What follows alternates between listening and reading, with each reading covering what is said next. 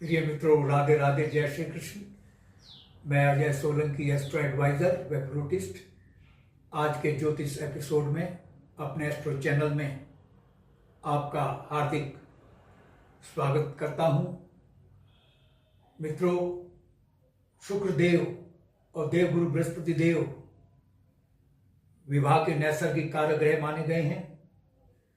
यदि देवगुरु बृहस्पति देव आपकी लग्न कुंडली में, आप अपनी लग्न कुंडली खोल के देखिए, शुभ स्थिति में है या शुक्रदेव शुभ स्थिति में है, तो विवाह के प्रबल योग बनते हैं। देवगुरु बृहस्पति देव शुभ स्थिति में तभी कहलाएंगे यदि देवगुरु बृहस्पति देव आपकी लग्न कुंडली में ना तो किसी भी अशुभ भाव 6, 8, 12 इनमें से किसी भी अशुभ भाव में विराजमान नहीं है, ना ही इनके स्वामी हैं, ना ही किसी पाप ग्रह से दृष्ट हैं, और ना ही पाप ग्रह के साथ विराजमान हैं, और ना ही नीच राशिष्ठ हैं। शुक्रदेव की नीच राशि कन्या होती है और देवगुरु बृहस्पति देव की नीच राशि मकर होती है। ना तो नीच राशिष्ठ हैं और 12 से 18 डिग्री के बीच में विराजमान हैं, तो विवाह के प्रबल योग बनते हैं।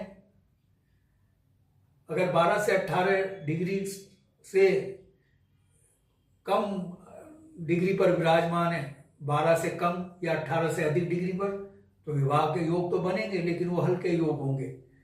विवाह के प्रबल योग के लिए जरूरी है कि दोनों में से कोई भी ग्रह 12 से 18 डिग्री के बीच में विराजमान हो। अगर दोनों में से कोई भी ग्रह, बृहस्पति देव, शुक्र देव आपकी कुंडली में शुभ स्थिति में है, तो जैसा मैंने शुभ स्थिति बतलाई है, तो विवाह के प्रबल योग बनते हैं। और यदि देवगुरु बृहस्पति देव या शुक्र देव उच्च राशिष्ठ होकर विराजमान हो जाए लग्न कुंडली में, और ना ही देवगुरु बृहस्पति देव की जो उच्च राशि है वो कर्क है, और शुक्र देव की उच्च राशि मीन राशि होती है, यदि दोनों ग्रह अपनी में से कोई ग्रह उच्च राशि में विराजमान हो जाएं और 12 से 18 डिग्री के बीच में विराजमान हो, और ना ही नीच राशिष्ठ हो, ना ही पाप ग्रह से दृष्ट हो, ना पाप ग्रह के साथ विराजमान हो, और ना ही 6, 8, 12 इनमें से किसी भाव में विराजमान हो, ना ही इनके स्वामी हो, तो विवाह के प्रबल से प्रबलतम योग बनते हैं। विवाह के योग की एक अन्य दशा और भी है। यदि आपकी लग्न कुंडली का स्वामी ग्रह, यानी प्रथम भाव का स्वामी ग्रह और द्वितीय भाव का स्वामी ग्रह, या सप्तम भाव का स्वामी ग्रह, या एकादश भाव का स्वामी ग्रह, इनमें से कोई भी ग्रह शुभ स्थिति में हो, तो भी विवाह के प्रबल योग बनते हैं। मैं शुभ स्थिति बतला चुका हूं। शुभ स्थिति से तात्पर्य क्या है, बार बार दोहराने की आवश्यकता नहीं।